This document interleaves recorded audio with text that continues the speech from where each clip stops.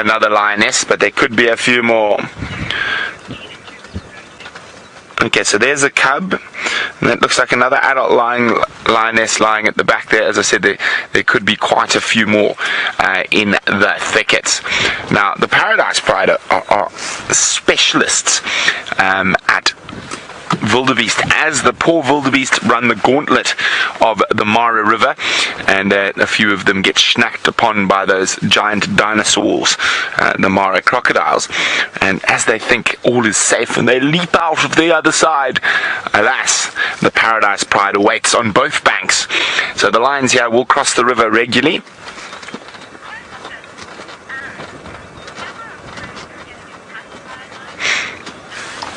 Anne is wondering if I'm ever afraid of ever being attacked by a lion. And I'm not. I have a very healthy respect for lions, but while I'm in a vehicle, I have no fear of being attacked by a lion.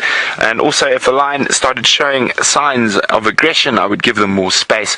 It's all about reading the individual animal's behavior on the day, because like us, animals can have bad days and good days, but generally lions are not concerned at all with vehicles, and even on foot. As long as you're not wandering around in the darkness, you will be fine. So human beings have been... Sorry, I'm just playing with the radio, which we are testing as well today.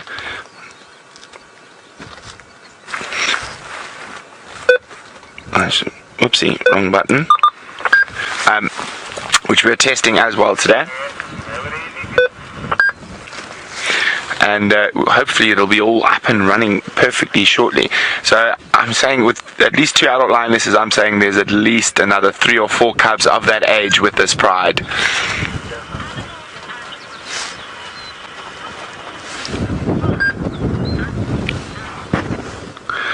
Animals and Reports is wondering, how old is this pride?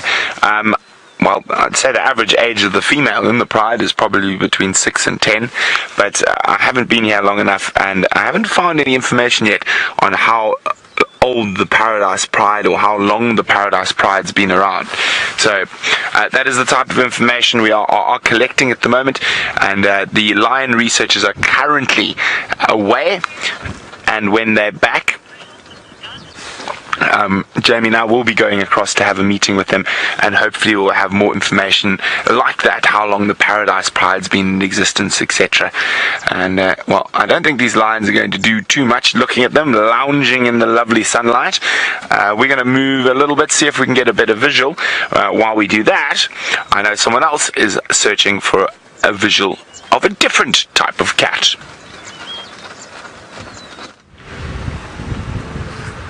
We have not been able to relocate on Tingana, I'm afraid. We're just trying our best now, but he moves so quickly, much quicker than what we can move through the bush.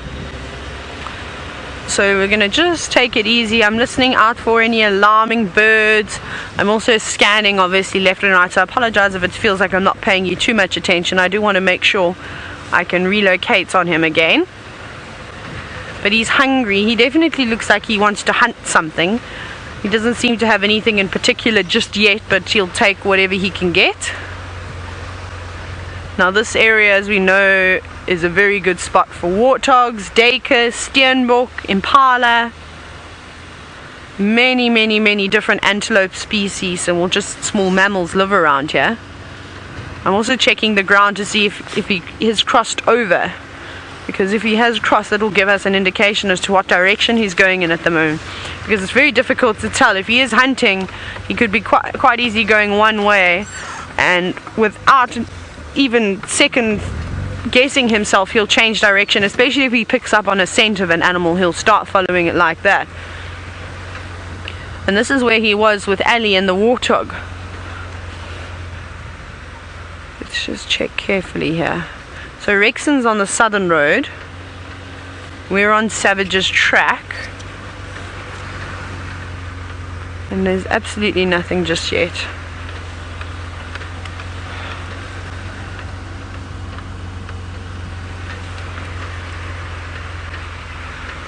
We just go very quietly. I'm also maybe just going to refrain from talking so much, just so that I can hear an alarm call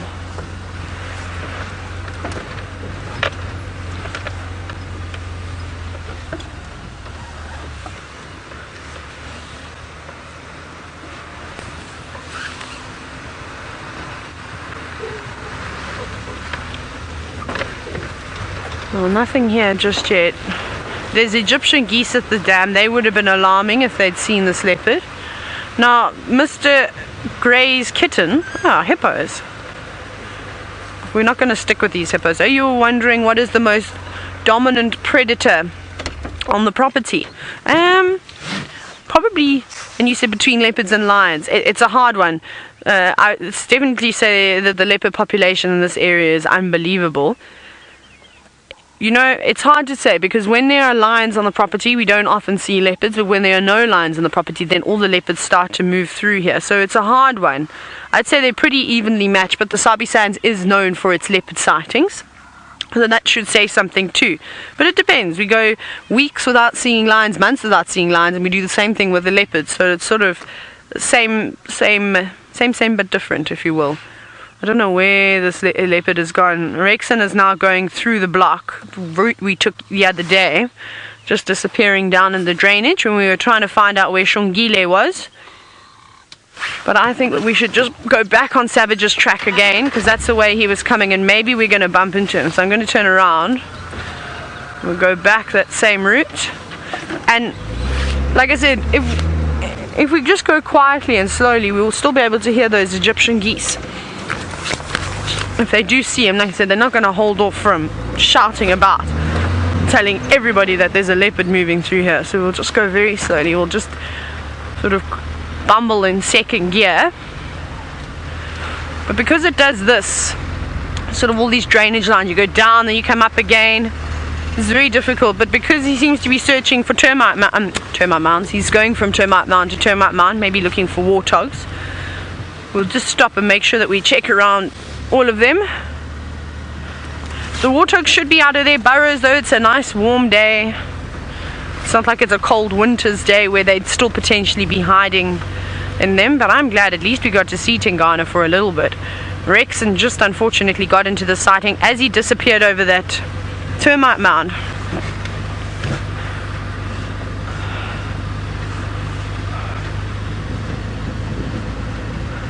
Just check here.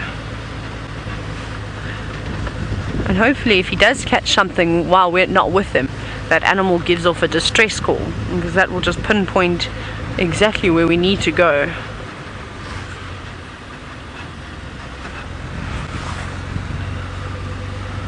Nice to see a hippo though in Treehouse Dam. I know you got to see them with Tristan. Just check here, some big animal pathways, but there's no tracks.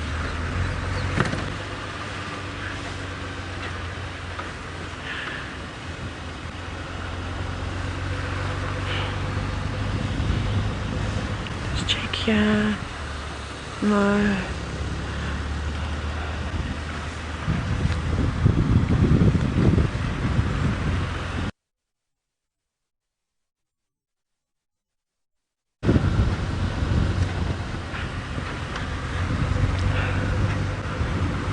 It's very quiet in the bush.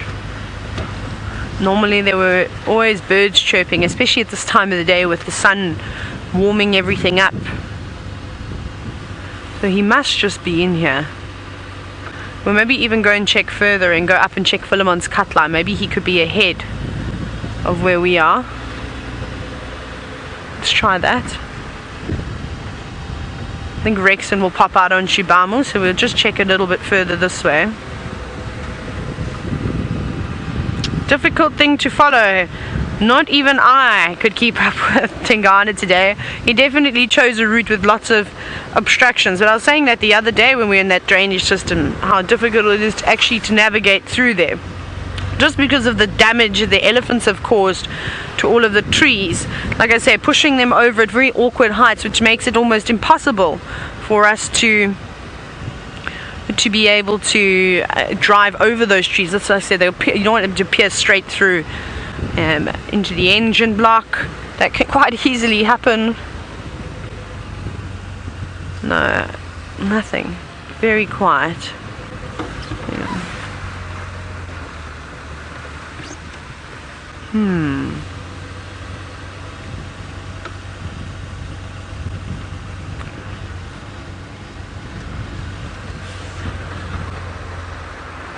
I don't know where this leopard's gone. Maybe we're going to have to... I'm just trying to think. Maybe let's just check Weaver's Nest just to see if he isn't maybe that far ahead of us. He was on the move. Now, Lulu, you were wondering if there's a particular tree that the go-away birds like, and could we go there? Well, it depends. If there's any trees with fruit on them, Lulu, then yes, that's probably will be an area where you'll see a lot of the crested barbet. It's all the barbet species, the go-away birds, and anything else that feeds on fruit. You would definitely find them around there, but the problem at the moment is that there aren't really any trees with fruit on them. The guarri trees are just developing their fruit still. They're not even there just yet. The jackalberries, I haven't seen the jackalberries with any fruit on yet. I said I actually wanted to check that. I need to go into the Mulwati to have a look. And then what else? What other trees could potentially be getting fruit? The Balanites trees, their fruit is almost done. But we might see a couple of go-away birds just sitting up in the tree. So if I do spot any, we will have a little look at them. I don't know where Tingana has gone. He's properly given us a slip, which I'm sure he's happy about.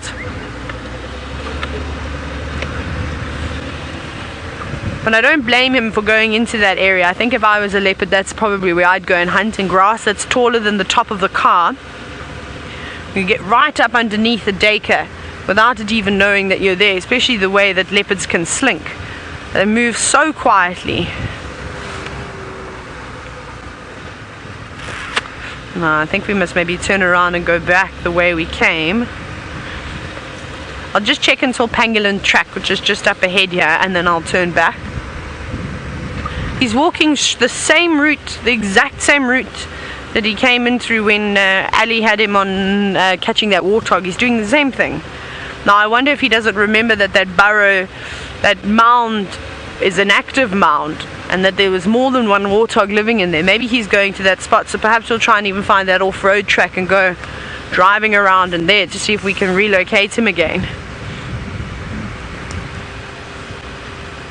So then maybe we'll just keep going. But he could be anywhere. He could have crossed the roads 3 times by now and be kilometers ahead of us. He wasn't going slowly, that's for sure. He was definitely moving a lot quicker than I could ever go through the bush.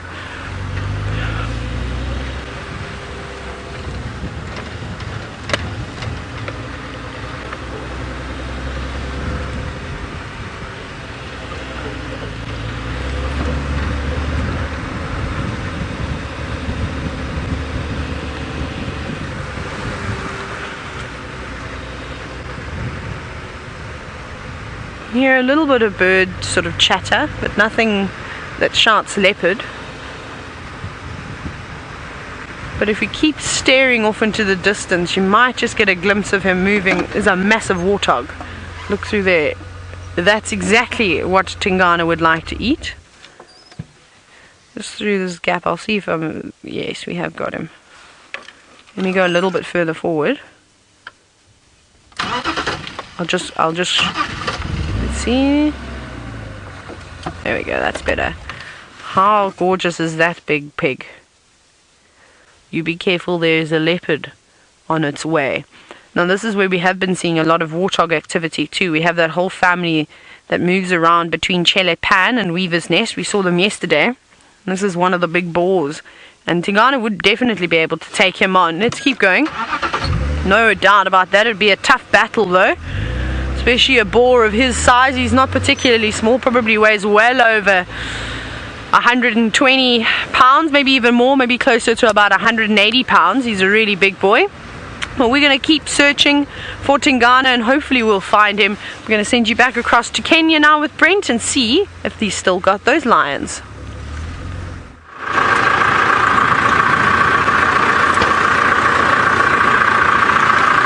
Well, we've left the lions lying up not too far from here. Now, quite often, when I found the Paradise Pride before, Scar, or one of the other musketeers, hasn't been too far off. So I just want to go check one of the river crossings and look around the thickets close to the river. Maybe, fingers crossed, there could be one of those big boys there. Remember, hashtag Safari Lion if you've got any questions for us. Aha. There's also a particularly large crocodile that lives at this crossing. Now, I'm sure some of you are wondering whether the lions are at risk when they cross the river to the crocodiles. And of course they are. A crocodile is an opportunist, but the lions tend to cross in the rapids where it's a little bit shallower. And this year the river is very low, so they've got a good chance of not being snacked upon. Let's just have a quick look here. Just want to check on both sides of the river around these thickets, because you never know if old Scar is lying on the other side. And maybe we'll get lucky and see the big crocodile as well. Now, I have seen that very big croc in this area.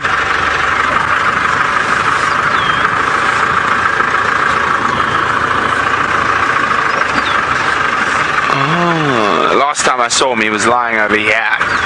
Iwi is wondering, when does the Great Migration start?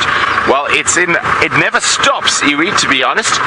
It is a continuous movement of animals between Kenya and Tanzania, and between the Serengeti and the Mara. And I can't see any big crocs just yet. Let's keep checking. And the first section of the migration have already crossed from Tanzania into Kenya around the Sand River, which is about 30 kilometers to the southeast of us. We have been there, and we have seen them, so we will be definitely heading back in that direction. Now, mostly consisting of zebras. Now that is interesting. That is very interesting. Oh. Just want to be careful around here. Don't want to be too close.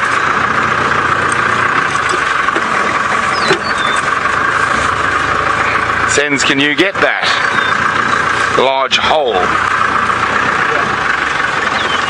Now, I noticed a bunch of flies that came out of that hole, and those flies are specific to one type of animal who's at home by the looks of things. And you can actually almost see there's a very narrow drain flows into the hole, and I would say there's an aardvark in there right this very minute. And of course, once we get all our nocturnal kit set up, it's going to be very exciting, because I think we're going to see a lot of aardvarks out here. There are many of them, and once we're out at the right times of the day, I think we're going to be very lucky in aardvarks. Okay, let's keep going up. Where are the crocodiles today? It's cold, you're supposed to be sunbasking.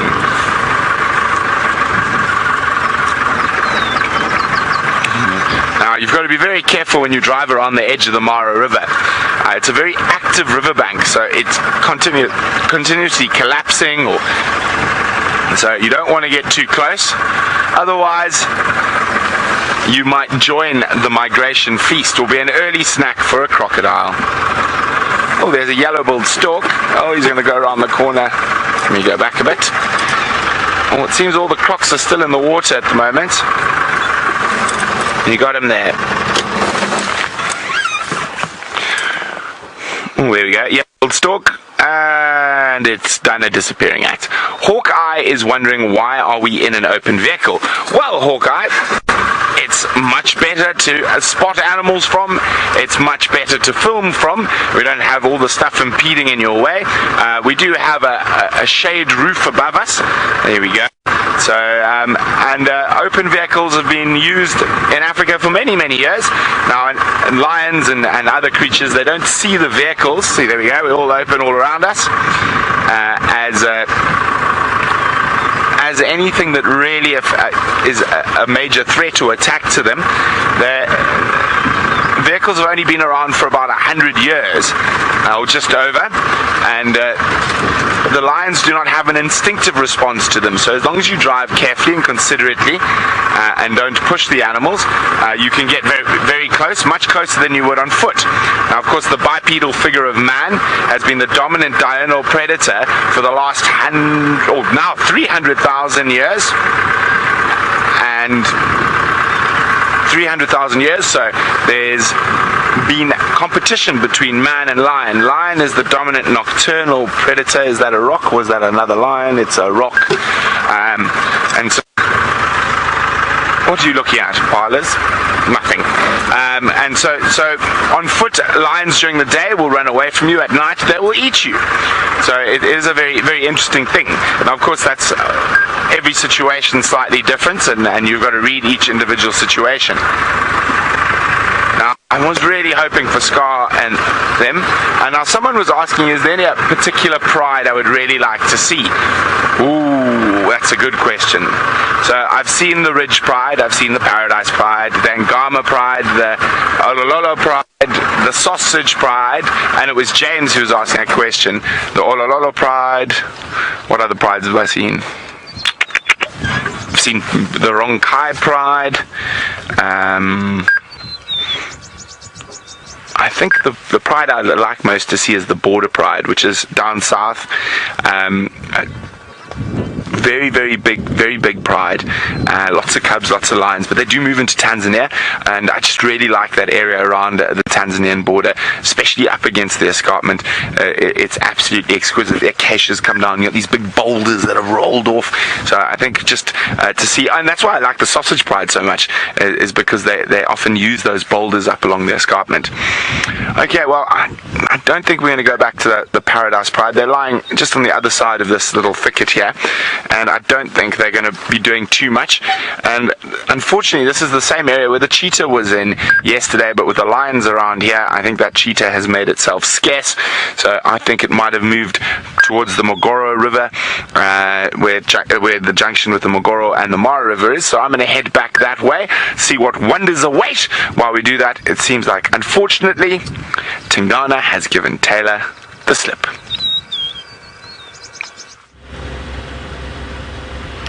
He has indeed. We're going to do a couple more loops, but I think it's possible as this day is warming up now. This is normally the time that Tingana will settle. Perhaps he's given up on his hunting expeditions because we haven't heard any distress calls or any birds alarming, anything like that. And Rex and I are really just doing loops and laps around each other, hoping that we're going to catch a glimpse of him. So we'll give it one more bash. We're just back at Shibamu Pans again, and we'll go down that southern road back towards Treehouse Dam. But this isn't an unfamiliar spot for Tingana. He loves it around here, and like I said earlier, it's perfect vegetation for him to try and conceal himself, to have the best possible chance of catching something to eat, whether it's a big meal like maybe a young waterbuck or perhaps a kudu, or if it's just going to be a little snack. And for a leopard that size, a snack could mean a small impala, a duiker, a steenbok, even a little taster just like a scrub hare. He won't say no to a scrub hare. It's important to have those little protein bars in and amongst your main meals, just to keep you help keep you going. But nothing just yet, no tracks. So he hasn't come out of here. He's in this block somewhere, but it is so thick.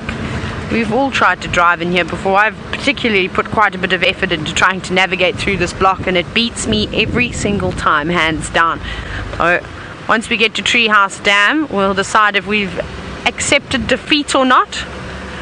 But I don't think it's worth it, sort of risking the cars going down in here and trying to off-road. You saw the small amount of off-roading we did. We were maybe 20-30 meters, maximum 1.50 meters off of the road, and it was almost impenetrable. For me to not be able to go over a small tree, it's a bit shocking actually. Normally those little bush willows bend quite easily. We had some trouble with a few of them, but they bounced back up again and they're alright. Now also just check up on all the marula trees that are around here. Maybe he's also just decided to rest up in one of them, and I'll check down on the tops of these trees down here too. It's very quiet. A couple of hornbills flying around, the odd drongo perched, waiting for insects. Some waxbills.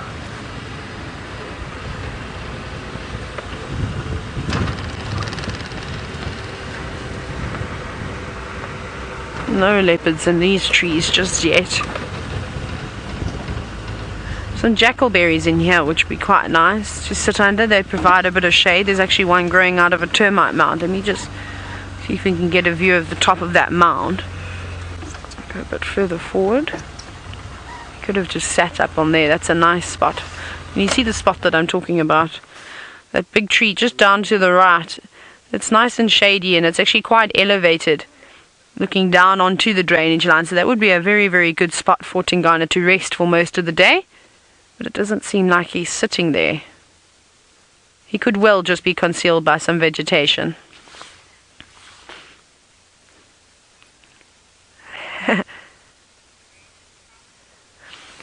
Machine Gun Nest, you've said that you prefer the term watershed versus drainage line. It's interesting. I've never actually heard anybody before use that term. Well, maybe I just wasn't listening correctly. That where water goes in different directions from. Fergus now telling me. Catchment area. A whole catchment area. Right. Yeah. I don't know, I like the Shangani word for it. Skovanin. Skovanini, I think it is, which is drainage line. Not to be confused with the Skova, which is also, no, I lie, Shikova, which is an owl. Egyptian geese are out of here. I think it's because we're not going to stay at Treehouse Down. Just Rexon is here now. He's having his morning tea and coffee with his guests. So we shall leave them enjoy the hippo. And it's a good spot to stop as well. So we'll move out, because like I said, if anything happens, if there's any sounds, alarms coming from birds or animals, Rexon's most certainly going to hear them. And he's got James on his cart too. James is his tracker, and he's a very, very, very good tracker. So between the two, they'll definitely let us know. But we'll just move out of this area just for now and see what else we can find. Oh, we go on a bumble. Don't know where we're going to go. There's lots of elephant tracks around here, but I think it could be from the same herd, or maybe a different herd than what we've already seen. But they were also moved very thick into a drainage system as well, where we can't go. Or maybe not where we can't go, where I won't go, because I don't like off-roading for elephants. Yeah, they must have walked here recently, because these tracks are so nice and fresh.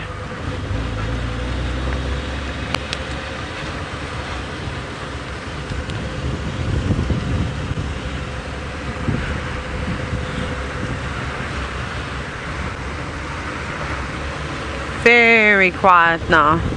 Right, it seems as though Tristan has been fighting gremlins all morning long. He's arrived at Vuyatela Dam. Let's go and see what birds he can show you. Well, we have indeed, and that's not a bird that we're busy showing you. That is a very, very large terrapin. Now, it's difficult to get a size sort of comparison out of that terrapin, but it almost looks like a crocodile's head. It's so big. It's really a very, very large one indeed. And as Taylor says, we've been trying to find signal all morning, and so we've come right to Vuyatela Dam, and this seems to be the only spot that Wendy wants to allow us to broadcast from. So we're just doing a sort of stationary Vuyatela Dam moment, and we've got the terrapins around. Other than that, there's a few birds that are around. There's a blacksmith lapwing on the edge on the right here that is taking it very easy, and we're just kind of strolling around the fringes looking for any signs of food. And then we've got the obligatory Egyptian geese that are also around as well. But other than that, Vuyatela Dam is quite quiet. Now, interestingly enough, there's our Egyptian geese on the other side there. There's a little three-banded plover there as well to the right of them. Craig, sorry, I just saw something white bouncing around. No, those are our Cape turtle doves, and a pied wagtail. There we go. There's a nice one to add to our list. There's our little pied wagtail that's bouncing around there. Is it a pied wagtail? I can't see nicely. Yes, it is a pied wagtail. Sorry, it is quite far away, and even through binoculars I can't see very nicely at all. And they get the name wagtail because of the way that the tail bounces around and kind of moves, and it wags as they sort of walk. So that's where it gets its name. There you can see it, and watch the tail as it moves around. Every now and then you'll see that little tail bouncing as it walks. Now, unfortunately, it's just not moving at all now. Come on, come out and show us your tail. Oh, it's gone behind the log. Oh well. Sometimes they'll use those logs to nest in, and I remember at Simbamili Dam we had a a log just like that, and the poor pied wagtails had built this beautiful nest, and they had just laid their eggs, and we got rain and the whole dam flooded, and unfortunately the log got flooded too, so their eggs and everything must have also been destroyed. And it was quite a shame, because it was a perfect little nest, and it was in such a good space that they wouldn't have had any problems with predators. And there used to be 2 hippos that used to lie on the sides of each of those, or on the side of that log, and it must have been the best protection that they could have asked for, because no one really would have swum near the hippos, particularly things like the monitor lizards. They would have left it alone, and so it would have been a perfect place to have raised chicks, until the rain came along, and it was late rains as well, which was quite odd. Now I'm trying to see if there's not any kingfishers around, because often we see on these sort of low branches there's kingfishers. In fact, there is a kingfisher straight ahead of us here. There we go, on that lowest branch there, Craig. So there's a brown hooded kingfisher. Now you can hear an aeroplane in the distance as well. That's from Arathusa airstrip that's busy taking off, and it's a very loud aeroplane. I don't know what size that must be to be producing a noise like that, but there went our kingfisher as well. It's now gone up a little bit onto the branch just in front. So it's quite common to see the kingfishers, particularly on that branch there. They like, as you can see with all the dung, they like to spend a lot of their time sitting there and watching over this dam. And you'll find that a lot of these these kingfishers are actually not fish eaters. A lot of them are insect eaters, but the fringes of the dam will have quite a few insects, and it's a really good place to then launch an attack from. So you can see into those marshy areas, and we found that the woodland kingfishers spent a lot of time here. We've seen striped kingfisher, brown hooded, so varying different species of kingfisher that spend their time on that branch itself. I think there's another one as well, Craig. You see where the hornbill is, just to the bottom left of the hornbill. There's the hornbill there. So I think there's another one. Yep, there's the other one. So that's the pair of them together. Is it a kingfisher? No, it's not, I don't think. Difficult to see on the screen. There's a lot of glare right where that bird is. No, that's not a kingfisher. It's quite difficult to make out. Its head is turned away from us, and it's all puffed up and sort of got its feathers out. And I'm actually battling to even see its beak at this stage. There we go. Let's see if I can't reduce the glare. Come on, turn your head for us. What are you? You look like a sparrow of some sort, but I can't see very nicely at all. Could be a flycatcher as well, all puffed up. I'll try to get a bit closer. Ah, Stanley, you want to know whether the female of the kingfishers is called a queenfisher.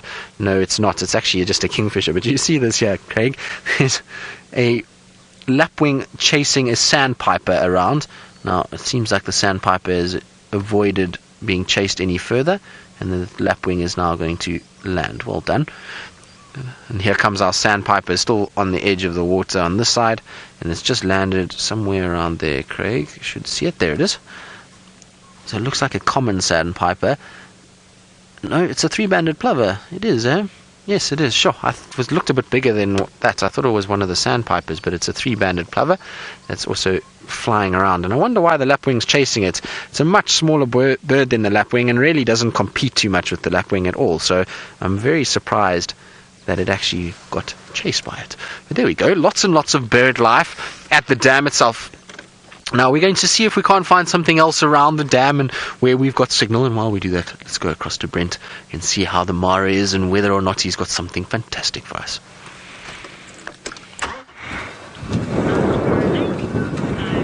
Okay, we've just seen a really skittish female leopard, and we're hoping to try get the first leopard on camera from the Mara. And she's just moved across the road. From a distance, she was already nervous and running, and she's moved into these little thickets here. I'm just going to try go forward a little bit. We might get luckier. Oh, I hope so. We might catch her as she moves between this section of thickets and the next one. Now, very skittish, very nervous. So, keeping distance, moving slowly.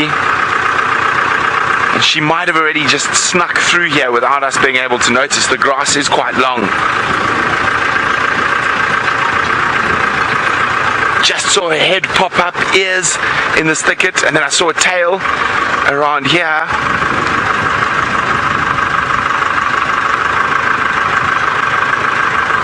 Okay, let's try from here. Where'd you go, gorgeous? She looked quite young. Oh, I think she's made a proper disappearing act. I mean, we had tiny seconds of glimpses. Oh, I don't think we're going to see her again without stressing her out, so I'm not going to do that. I'm going to let her have her space. Oh, but that was so close. Well, I'm sure we will get a good leopard sighting soon.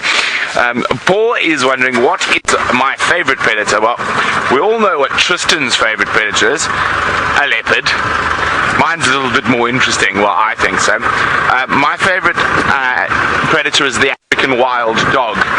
And I just find them absolutely fascinating. I also find them incredibly exciting to watch. Sorry, I'm just peering, hoping for a glimpse. But I think she's made her way into this bigger thicket here where we're not going to see her. So close, so close! But it's the African wild dog by a long way, Paul. Now, unfortunately, I know Tristan's been giving you some birds. The wind is quite strong today, but who knows? I'm pretty sure I can find you a sooty chat or a rufous lark even in the wind. Difficult one. I don't know whether it's cheetah. Cheetah could be my favorite predator in the Mara. And although I do like the lions, and the lions it's such a difficult one. I do love them all, but wild dogs stick out the most. Now, a lot of people ask about bushwalk in the Mara, and there's a very important reason we don't do bushwalk in the Mara. You see him? There he is. Now, there are a huge amount of buffalo bulls spread throughout the Mara, and they are hidden in this long grass. And apart from that, the amount of hippo and the amount of elephant, it's just not a safe environment to conduct a successful bushwalk. And out here in the Mara, we don't need the bushwalk, because it is just such a fascinating place. There is so much to see just from the vehicle, and I said I'd find a rufous-naped lark. Now, I say they are the soundtrack of the Mara. Oh, now you've got to do a different one, cheeky one. There we go. Rufous-naped lark. You can see his little rufous crest is up.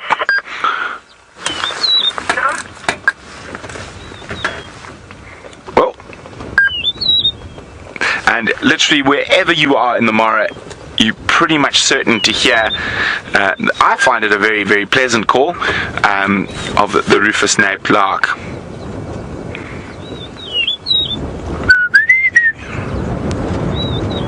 There's the normal call in the background from another one. Okay, well, let's let him keep trying to attract some ladies, and we're moving on.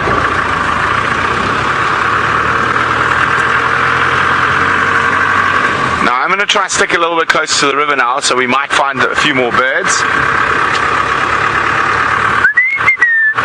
Now, of course, there are sooty chats everywhere. Everywhere, except when you're looking for them. Now, as we leave that gnarled old buffalo bull, we're going to send you to one of his relatives who lives a little bit further south. He does live much further south, and he's a very nervous boy, this chap. He was just having a drink of water back at Shibambo Pads, and he didn't quite like the sound of us as well, and he's head for the hills now. He's calmed down because he's walking away, but he did trot off in the beginning. Now he's hiding himself behind some vegetation. Let's see if he comes back, though. I think he was planning on wallowing here for most of the day, because on the top of his back you can see all the crusty mud. So that seems to be his favorite thing. He's not particularly old. I think he's still quite a young buffalo. He's not as sort of filled out and muscly as some of the other older boys are. I think he's still got a bit of growing to do, but a lovely fella nonetheless. No, he's moving away now. He's moving straight towards Treehouse Dam. It'll probably take him a while to get there. Perhaps he bumps into Tingana and chases Tingana up a tree. That wouldn't surprise me at all. I wish we could be there to see that. Maybe we see something like that this afternoon. Let's see if he's going to do a loop and just come straight back, because it opens up a bit. Maybe he's going to go to the other pan. What do you think, Fergus? I think he might too.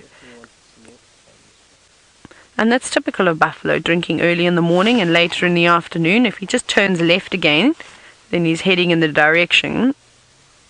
Let's see if he's going there. Yeah, he is. Okay, let's make our move then.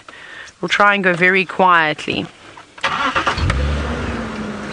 Right, we're going to see if we can get another view of this buffalo bull. I'm going to send you across to Tristan, who has found an interesting bird.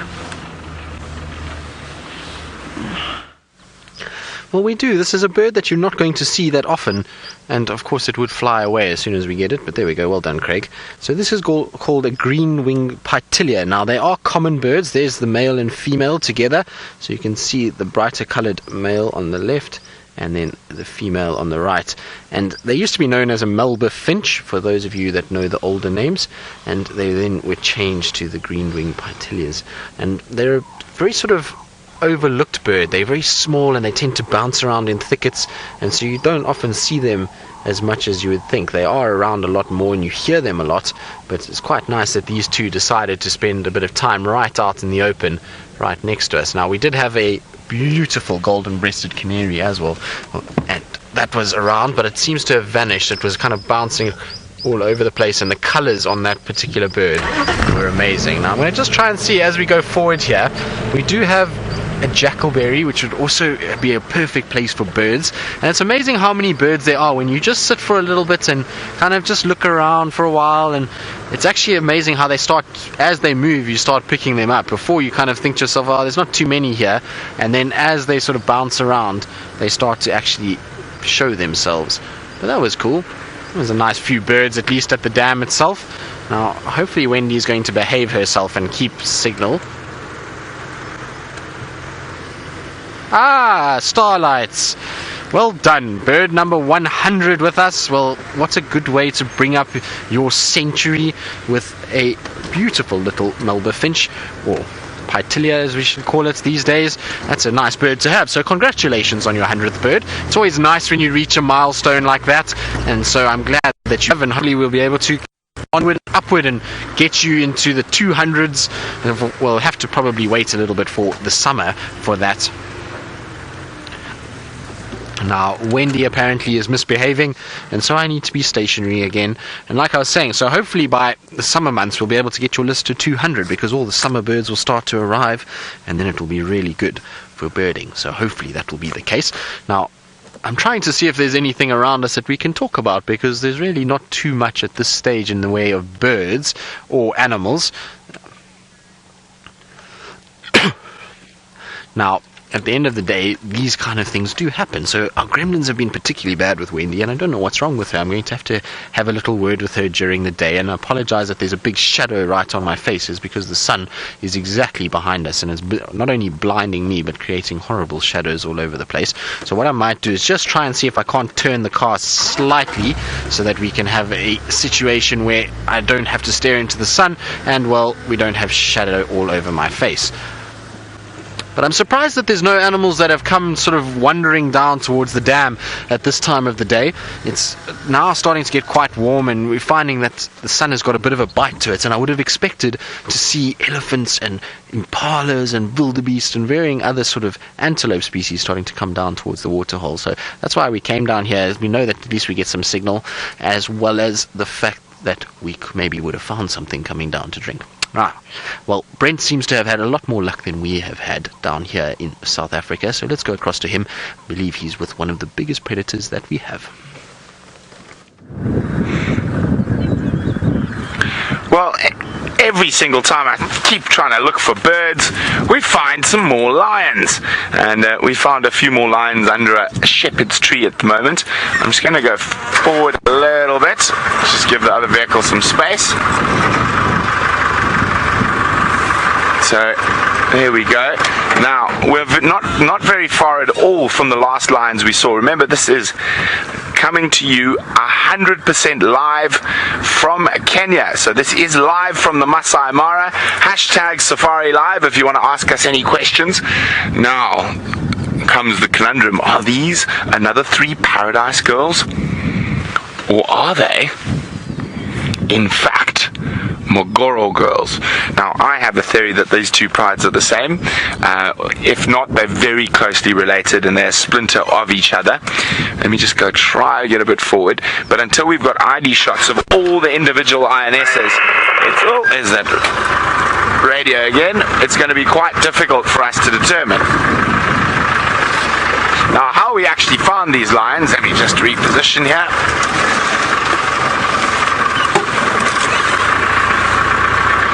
Is because of the Turpi, and often called the policemen of the Masai Mara, because they are so vigilant and they're sitting on top of those termite mounds watching everything. Now, we saw a group of topis staring at this shepherd's tree, and there's not much shade around this particular area, so we thought, aha, I wonder what's there. I was hoping it was those cheetah, but alas, it's 3 adult lionesses who are quite well fed, so the topi are in no danger. But you just see those round bellies appearing out of the grass. Now, of course, not knowing all the lions is quite an exciting thing, and it's lots of fun getting to be able to work it out. Now, even if the Mogoro and Paradise prides are separate prides, they are still dominated by the same coalition, the Musketeers. And I have seen the Musketeers mating with these 3 lionesses, but as I say, until I can definitely get ID photos of all of them from both sides of the river, it's going to be a little bit of guesswork, but that's half the fun. Oh, there's an ostrich, Sensei. Quite a long way away. You see, up against the mountain there, there's a single male ostrich.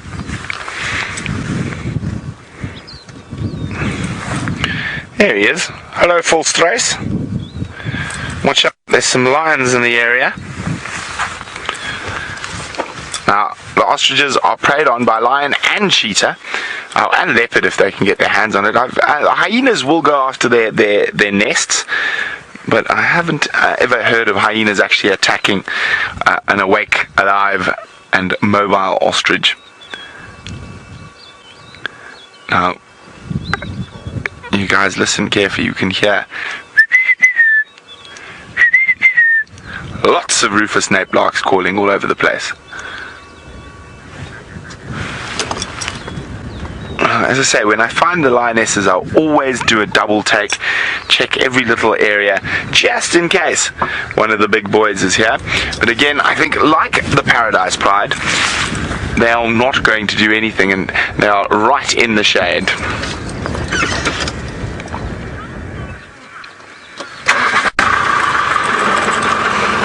Lynn, the 2 sets of lions we've seen this morning, Lynn is wondering how far apart. Probably about 2 kilometers. And the Paradise Pride generally concentrates on the main set of crossings. What people are calling the Mogoro Pride, as I said, I'm not convinced that they're not part of the Paradise Pride. I think if they're not, they're very, very close relation, maybe a splinter from the Paradise as the Paradise got bigger. And they up from a cul-de-sac crossing, they go towards the Mogoro River. Now again, I was hoping that the cheetah might have moved this way, but I think with the amount of lions, if the cheetahs spotted any of them, they would have made themselves quite scarce. Oh, some buffalo in the grass not far away from the lions, but of course these lions, the females, especially 3 females, tend to avoid buffalo at all costs, and since I've been here, I've only really seen the males focusing on the buffalo. Okay, now let us carry on. Let us see what wonders await. I can't really try and find a sooty chat for you, just so we can have a chat about him being so sooty. Not snooty, sooty. So very dark black, almost like he's been used to clean a chimney. But they are very, very cool birds. The males have little white patches on their shoulders, and normally you see quite a lot of them as you move through the grasslands. And of course, long claws. We get both Black-throated and rosy-throated. Ooh, a very exciting one. That is quite a big tick for a lot of birders. The rosy-throated or rosy-breasted long claw. Oh, finchlarks in the road. Oh, that's a female. Okay, a little bit to the left. Come out there to the left. There we go. Look at that. That's definitely a new one for everyone's Kenya bird list. How cool does he look? Now that is a finchlark. Oh, he's gone. And as I was saying, we get a few finchlarks here. Oh. But sorry, we don't get a few finchlarks here. We get some finchlarks in other places in southern Africa. Let me just. Is it a finchlark? No, what is it? It's either a finchlark or a sparrowlark. Sorry, I'm getting mixed up between sparrows and lark. There we go. That it is.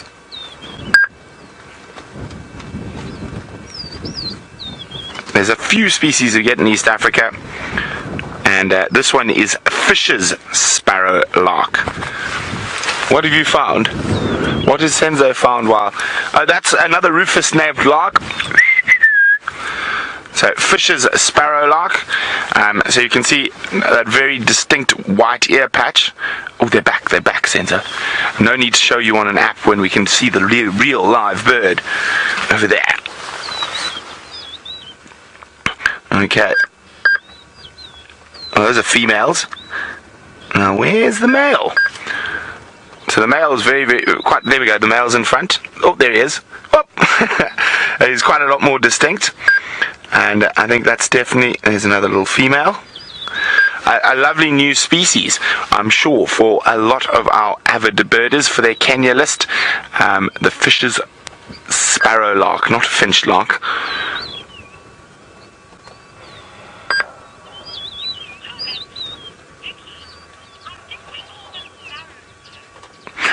Vicky says, I think we call them sparrows here. Well, Vicky, sparrows and sparrowlarks are different. Let me see if I can find the male again. There he is to the right. There we go. It sends you on him. So there's the male. So it looks similar to a sparrow, but it's also got lots of sort of attributes that it shares with the larks. Where the sparrows, you don't really find them too often out in the open grasslands, where that is a lark's favorite place. So unlike a lot of the larks, that they do live in little groups and the males will chase around females, but I think they're just very cool little birds. Okay, there we go. Yay! That's another one that is a grassland special that I've been trying to find, and it is so wonderful being in Paka because we are able to bird, and unlike in Chiku where we have to like pop up and down like banded mongoose popping out of their holes. Now we're going to keep looking for the sooty, chat and other wonderful birds, and of course cheetah and everything else. While we do that, let's go see how Madam McCurdy is faring back on Djuma. I'm back on my way towards Treehouse Dam. I seem to be spending a lot of time around this area as of late. So I think there's some elephants, that same herd of elephants we had earlier this morning, moving back towards this area.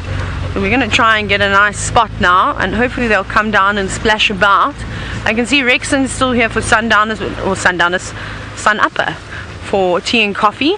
So those elephants must be coming towards you if he's ushered his guests back into the car. Let's go onto the dam wall. Hello, hello. Right, let's go on. Sorry, we're coming to these in Ndlovu. Thanks. Right, let's go around. So it's definitely the same herd, because we had them earlier on Gari Main and then they disappeared in the block. Maybe they're going to chase Tingana for us. Chase Tingana out the bushes. I really hope that they do. They could be quite nice. So what we'll do is we'll try and go to them first and have a look at them, and then once they get a bit closer towards the dam, then we'll park ourselves in a nice spot where we can hopefully watch them. Maybe they're going to bypass the dam completely. Perhaps they've already had a drink somewhere else. We'll have a look and see if we can get a few here. Maybe we find our two naughty boys that were pushing each other around. Sure, they're not moving particularly quickly. Normally elephants can quite happily move through a block. Here they're coming out this way. very, very easily. But they obviously stopped to feed. There must have been something that was delicious in here. We might get a view of, there they are. They're just starting to get a sight of them now. Let me go forward a little bit more if I don't stall the car though. We'll get a gap here. Sorry, Ferg. There we go. That's a bit clearer. Much better view. They are. So they're probably only about 80 meters or so now away from Treehouse Dam. Surrounded by all the marulas where the leopards were scattered in them the other day. And they are indeed feeding. Everybody's very busy. I can't hear any trumpeting, strange trumpeting sounds coming from those two boys. However, it seems as though the fun and games has gone from the bigger elephants to the smaller ones. And they are pushing and shoving each other around. And hopefully they push and shove each other right over here. But it looks like they're slowly on their way this side. A head shake, well, a mini head shake, not quite a big one. It's interesting to see how they're all feeding on the bush willows again. Now, I know they're just hiding behind the trees, but there are a few more that are venturing this way and into this little gap that we've got. They're still a little bit of away from the road. Like I said, maybe they don't even go to the water at all. Maybe they decide to go somewhere else. There's a youngster. You can also hear some lilac-breasted rollers chatting in the background. They're making quite a big noise, actually. Must be two having a bit of a dispute. But the elephants are very peaceful now. They obviously had a good play around that quarry, pushing each other up and down the hill. It seemed to get them quite excited. Here's a big cow coming out. Hello, girl. I wonder if this is the one that shook her head at us earlier. Look at her tusks. Look how they point down. Now, Michael, you're wondering if there's any differences between the elephants that we see here on Djuma to those that you're seeing in Kenya with Jamie and Brent. No, not particularly. Also, again, savannan elephants, so similar sort of setup if you think about it. Grassy open areas. Over there, the tree component is a lot less. We sort of have a woodland savanna here. Whereas, of course, down in Kenya, we'll let Brent tell you a little bit more about the vegetation when he can, but it is slightly different. So the only thing that's going to be different is, of course, their diet. I think in Kenya they're probably feeding on a lot more grass than they are here.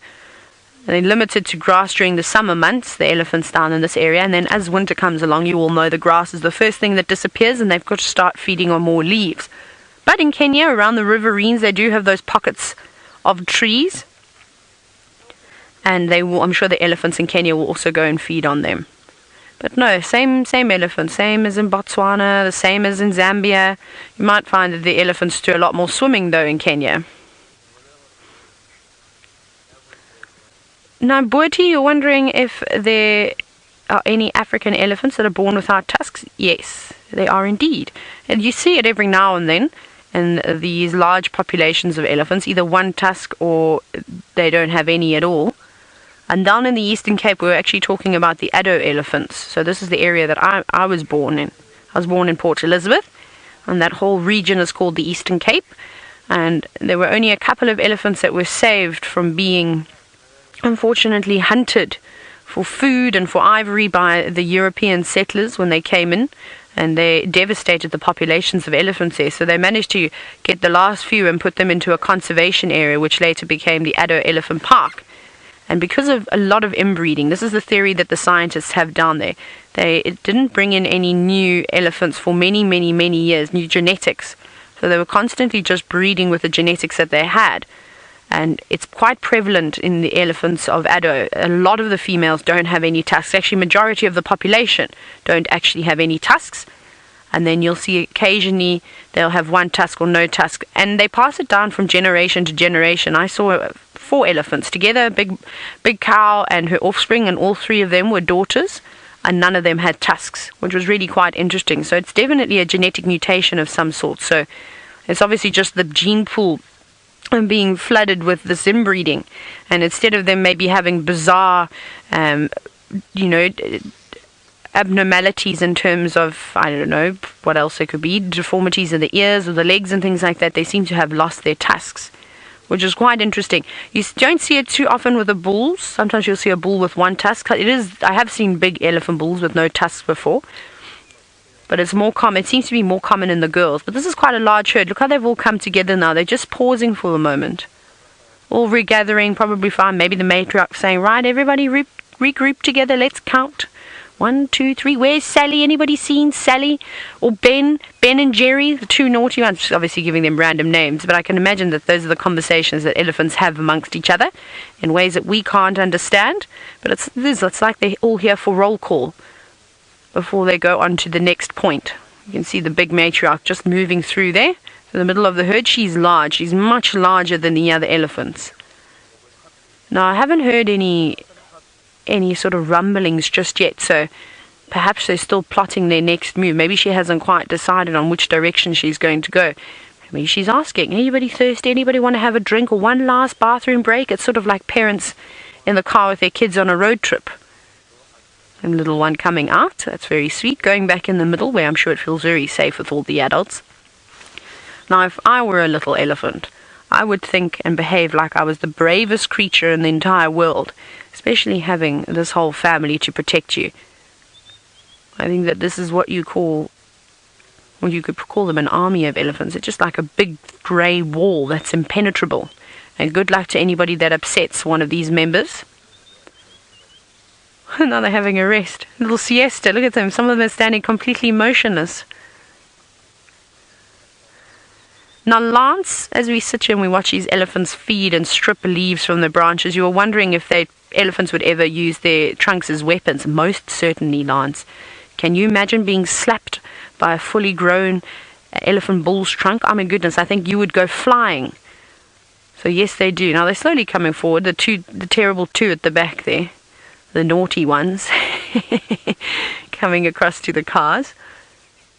So yeah, yes, they will. I've watched elephants pick up logs and throw them before, and they often do that. Very, very powerful.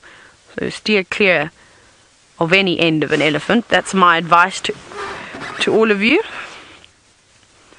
Let's just see. It's like some of them have actually stopped for a little siesta, maybe just enjoying the warmth of the morning sun. She's playing with a stick. See that? Not really eating it, just pretending. It's that displacement behavior that we see so often in elephants, where they just want you to think that they're doing something else, but they're not. They're very clever, these animals. Or maybe she just picked up the stick because she was curious about it. But she did come over with her ears flaring at one point, which may be going to give us a bit of a show. She's young. She's not a particularly old cow. And just by looking at the shape of it, it looks like a female from here. Just that angle of her head. Right, we'll sit with these elephants for a little bit longer. Hopefully they're going to make their way down. I'm going to very quickly just send you across to Tristan to see if he's managing to battle off the gremlins. Well, no, Taylor, not at all. We're having a tough time. If only it was as easy to find animals as it is to find gremlins in Wendy, then we would be laughing all the way to the bank, so to speak. And that's why we are going at about 1 kilometer an hour, is because Wendy just does not want to hold on to signal at all today. So just slowly kind of edging along and just seeing what we can find. It's a little bit tough because everywhere we go there's no signal. We try and move to the next area, and so we haven't really been paying too much attention to what's been going on around us, which is not ideal. But it's also been quite a quiet morning, particularly in the sort of antelope front. Normally we get quite a few impalas or kudu or waterbuck or wildebeest around sort of Vuurtele Dam or Quarantine, and today there's been so little, and we've spent quite a bit of time in that area because it seems like it's the only place that we can actually get some sort of reception. We've also been looking around for any squirrels or birds or anything like that, but so far it's all been for naught. So it's been a bit of a tough morning on that front, and unfortunately Taylor has had to have a lot of work to do, but at least she's had lots to see. She's had a very good morning by the sounds of it, and her luck is definitely in this morning, so I'm glad for her, and hopefully it will continue throughout the day. Now, we're going to try and see if we can't find you something that we can talk about. While we do that, let's go back to Taylor, because I believe she's got the matriarch of the herd right near her. Almost. We're still looking at this cheeky young girl who is feeding closer and closer to the cars. She's actually eating now, but I know what's going to happen, because we always have this luck with young female elephants. Like I said, they're quite temperamental at this age. All for show, though. Nothing that we really need to be too worried about. I'm sure she's going to come out and cause a bit of trouble between either myself or Rexon. We'll see who she prefers. I wonder if it turns around. Oh, look at it, just pushing that shrub right out of the way. You better eat that now. You don't push that over for no reason. Desperately trying to get some of those sort of new stems that are growing off the trunk of that dead tree there. There we go, and that's what she was after. No, now she's put it down. That's like the equivalent of going into a shopping centre and pushing food off of the aisles and then just walking away. That's basically what she's just done. She's a cheeky girl. The whole herd is slowly coming this way now, which is really nice. Actually, the two little elephants have come out. Actually, look at that, so sweet. One elephant's got its trunk over the other one's back, playing with its ears. Oh, that's so precious. Just saying, you actually make a very nice table. Now get a move on. Oh, there comes Mom, obviously, coming in to say, hey, gently around my toddlers, please. Oh, they're all coming in. This is amazing how they all just stopped like that. Do you see? They all just took a 5-minute breather just to do absolutely nothing, just enjoy the morning light. And now they're getting back into feeding again. I'm really hoping they go down to the water. I think it would be quite beautiful to have them splashing around, especially on a day like today. And there's that hippo in Treehouse Dam too. So that would just make it even more interesting for us to see the reactions. Sure, the little ones will go down and trumpet. They're just playing underneath the trees while the adults feed. Not really doing too much feeding. They haven't quite trained those trunks just yet. It must be a tough time for a little elephant to try and figure out how on earth to use that trunk and what's supposed to do with it. Sometimes it's easier just to go to the branch and bite it off straight with my teeth. Oh, they're so precious. Now, there's another two that have also just come out to the right now. A little bit old. One's a little bit older, but there's definitely a youngster that's much better view. There we go. Oh, you can hear some tantrums at the back from some of the younger elephants. Look at them all playing with each other's ears today. I'm just going to lay down here for a little bit. How's that? Even an elephant can completely disappear in the grass. I bet some of you didn't think that that could happen. Now, seen as though you are down, I'm going to jump on you and wrestle. This is my favorite thing to watch. At these sweet little elephants now. I'm just going to lie on top of you. There we go. The cow's saying, get off. Up you get. Stop fooling around now, children. Obviously the matriarch has spoken and is edging them on to keep going. See, now they've picked up the pace all of a sudden. Now we'll be surprised to see how quickly they're going to get to that water. But we'll just stick with them just for a little bit longer in case they find another shrub that they all want to munch on and get distracted. But it doesn't look like they've had a drink yet, so they haven't been to Shibam Pants. And elephants are interesting. They don't necessarily have to drink in the early morning or later afternoon, typically like what buffalo do. They'll just drink whenever they can. That's so cool. Right, I'm going to quickly get ahead of them before they get behind our car and we get stuck in a roadblock. If I can get into reverse, I'm going to do that. They are racing to the water, so we have to race with them. There they are. They're next to you, Ferg, on your left-hand side.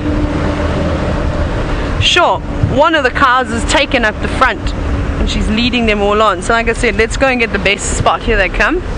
Bye, girls. Oh, they're coming straight here. Right, let me reverse quicker.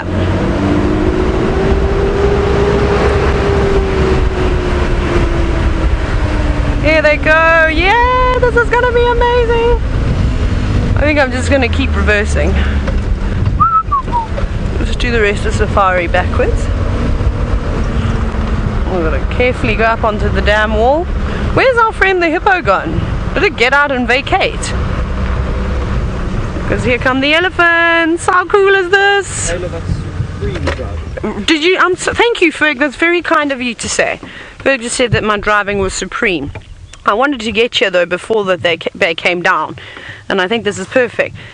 Now let's count them. 1, 2, 3, 4, 5, 6, 7, 8, 9, 10, 11, 12, 13, 14, 15,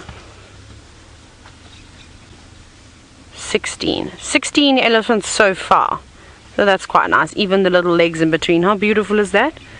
Oh, this is so lovely. Ferg, I can even do you one better and go and park on the other side of the dam if you want a low shot.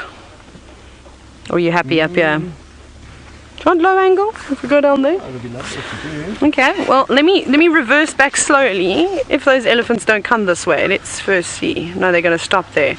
Okay, I have an idea for us then. Sorry everybody, I'm just going to draw your attention away because I found that I can get an even better spot.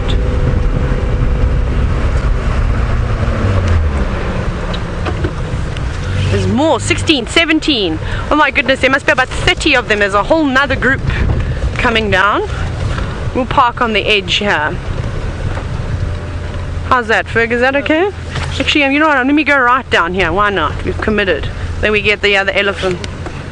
There we go. Oh, what a beautiful scene on a Tuesday morning out in the middle of Africa with a whole herd of elephants to see coming down to have their daily drink.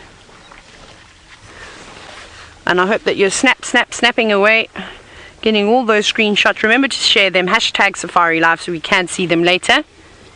It is of course really nice to see them, and it's great for your photo collections. Here comes a little one. Yes, well, quickly get a space, otherwise you're going to be trapped amongst all the big elephants. So I stopped counting, of course. I did get 16, and then there was 17, 18, 19, 20, 21, 22, 23, 24. I'm going to stop. I'm going to guess there must be more than 35 elephants. Once they all come down, the next group is on their way in. And I love the way that they rush at the water. It's like as if they think, oh, we better get there quickly, otherwise it's all going to be dried up. And it never is dried up, especially with this amount of water. But I don't know where that hippo's gone. I think that hippo must have got out the water and actually left, because we haven't seen it pop up yet. And we did drive past when we were trying to relocate on Tingana, and he was still in the water. Perhaps he is still just holding his breath. Maybe he's got a reed. How do you feel about this, Ferg? Do you think he could just be breathing out of a reed? He's so scared to put his head above the surface, sort of like what you see in the cartoons. The little three-banded plover also flying in and amongst all the feet of the elephants. This is so beautiful. Might have a scuba gear on. Might have his yeah, we could possibly have his scuba gear on. Scuba diving hippopotamus. That could actually be really quite nice to see. Oh my goodness, this is a beautiful herd. The Egyptian geese also no longer willing to be out in the open and on the land. Sorry, they've moved right into the water now. Egyptian geese, you might think that you're safe for now, but that could all of course change if those elephants decide that having a drink of water is just not enough. They might want to go in and have a swim. It's warm enough. Alice, do you know what the temperature is now? Because I'm sure it's changed quite a bit from when we first started the safari.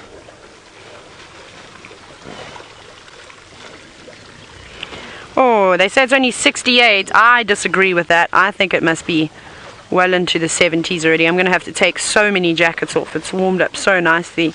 I might even be tempted to take a swim with these elephants. Listen to those sounds of them all slurping.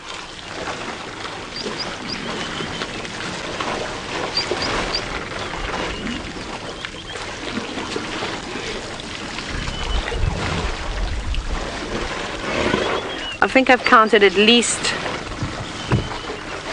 I think there's at least 33 elephants here. I quickly did a quick count while they're all standing in the line. It's so beautiful. They're so well behaved. It's like they've done this before. Look at that. Have you ever seen so many elephants in a line? any school teacher would be proud. That's the straightest line I've ever seen. We can't even get that right going into the bank or going to Home Affairs. I think we've got a lot to learn from these elephants. They can surely teach us a couple of things. It is just absolutely gorgeous out here today.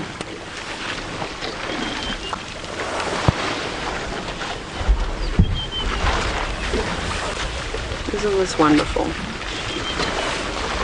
And you know what? In sightings like this, sometimes it is nice to just sit quiet and watch.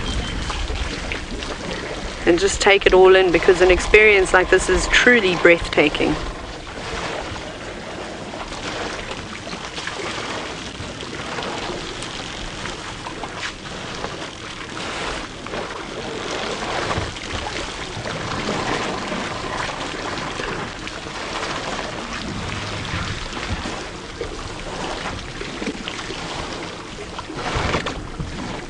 I wish you were all sitting here with me.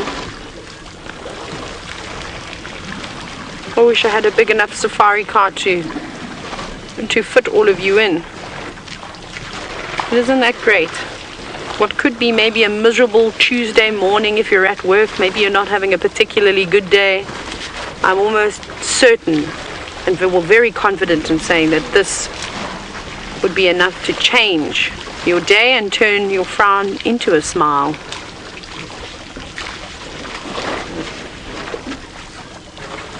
I cannot describe to you the peace that one feels when you're surrounded by elephants like this. It's the most tranquil experience. And I think that coming on a safari or just being around elephants would be an amazing sort of therapeutic experience if you were a bit stressed. You know how sort of they use horses for young kids that have perhaps got disabilities, you know, of autism and all these different things. It really does help them so much, and I feel like elephants could do exactly the same thing. It just draws out every ounce of negativity you've ever felt in your life. You don't feel anything. You just feel happiness when you're around elephants, and especially, there's the hippo. Where have you been? Hiding this whole time. That is amazing. So we've got now the hippo and the elephants. I don't know where that hippo has come from, because I looked and searched for it. It must have really been testing its breath. Perhaps the Guinness World of Records is here, and this hippo is trying to compete for the title of the hippo that can hold its breath the longest. Because that was well more than 6 minutes, I can tell you right now. Perhaps when you are slightly petrified, that you can hold your breath for a little bit longer. It doesn't seem to be too perturbed by the elephants at all. Quite relaxed. The Egyptian geese don't seem to mind the hippo too. I think they're in the same boat. Even the terrapins have come to the center of the water now. There's a gathering. It was a beautiful shot to have so many different species of animals. Now, Mystic Wolf, you're saying, look at all of them. I am. I'm staring straight at them, and I'm watching the hippo too, eyeing out. He's just gone to the right. Yeah, there he is, yeah. And he's just gone under again. But it's quite nice to try and get screenshots of all those species of animals together. Like I said, it's not particularly common, especially here in South Africa. I know if you go into a place maybe like in Namibia and go to a Tasha where, you know, watering holes are few and far between, then most certainly you can see 10 different species of animals and birds, probably even more with all the birds all in one go. But for us in South Africa, it's not exactly too common to come across impala, waterbuck, kudu, and then elephants and buffalo, and you name whatever other animals are around. We know there's a male leopard in the area too. We know that they're here. So maybe he'll come out a little bit later.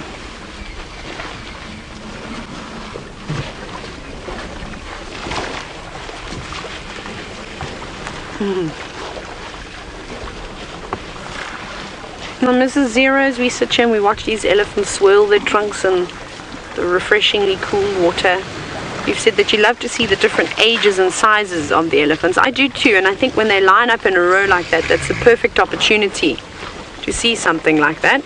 And we've got two young bulls who have decided that this make a perfect spot to push and shove each other around. And they're fine. They don't seem to be bothering anybody. They're out of everyone's way, except if they come a bit further down and perhaps bump bottoms with one of those cows. She'll turn around and she won't be very happy at all. So our friend from earlier, Ferg, is this cow up on the dam wall. Remember the one that first shook her head, the first elephant we saw this morning? I think it's her. She keeps looking at us, giving us the evil eye. Every now and then you'll see she swings her head towards us and she flares her ears. She's up on the dam wall. So she might be feeling a little bit on the brave side, just because she's higher up than what we are. No, wait, no, you're a boy. Are you a boy? No, you're a girl. No, I must trust myself. It is a cow. She's just standing there. Oh, this is so precious, and there's a whole lot coming around to us now as well. Oh, climb up that hill. Yes, up you go. Sometimes you need to wave your trunk around in the air, apparently, when you climb steep hills. Let's see if the little ones do it too. Go on, trunk up, shake your head. No. Oh, yes. Follow my leader. Next one, please. I am actually going to have to reshuffle slightly, folks. Sorry, before these elephants surround us. I'm not going to get myself pinned in at the dam here. I'm just going to go back. Sorry, elephants. Because my friend is giving me the evil eye. So we'll just make sure that we get to a spot where we can get away. So I'm actually just going to pull off the road quickly. Over here. We'll go up this way. And then we'll look back at them again. There we go. That's better. Sorry, we just need to readjust everything because I've parked us on quite a steep slope. But what the most perfect way to end a morning, don't you all think?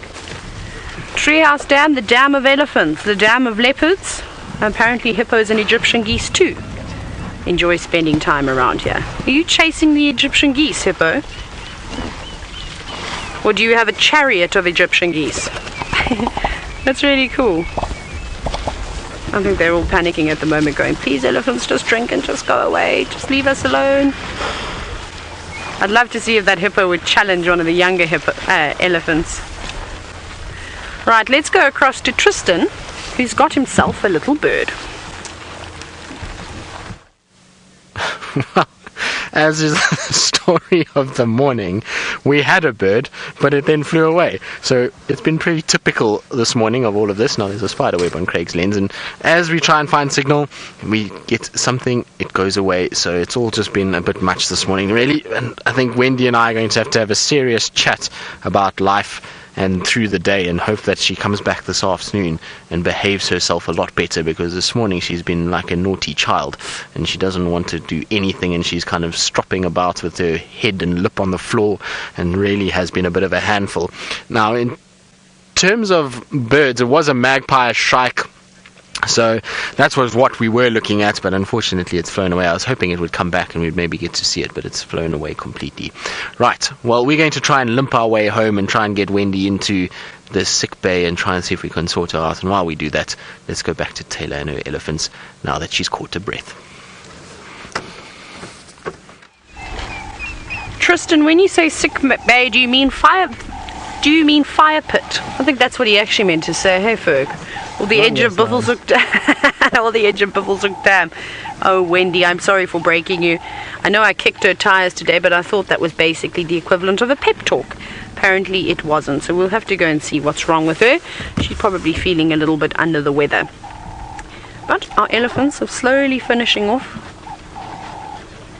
They've had a nice drink. Look, our elephants are still doing, oh, that's so funny. Every time they climb up that wall, that is the most amazing thing. They all stick their heads up into the air and shake their trunks. That's so funny. Let's see if anyone else is going to do it in the last moments of the show. But what a spectacular morning it has been. Don't you all agree? Leopards, elephants coming out of our ears. It has been wonderful, and I hope that this herd sticks around. Perhaps to go and feed in the Mulwati a little bit later, and we'll see them again this afternoon. At least we know which way they're going. And what a great way to end with a beautiful reflection shot Now Tristan will hopefully be up and running this afternoon. We'll have all our gremlins sorted. So thank you to everybody in the Mara, behind the scenes in the Sabi Sand. But from all of us here, we'll see you on the Sunset Safari.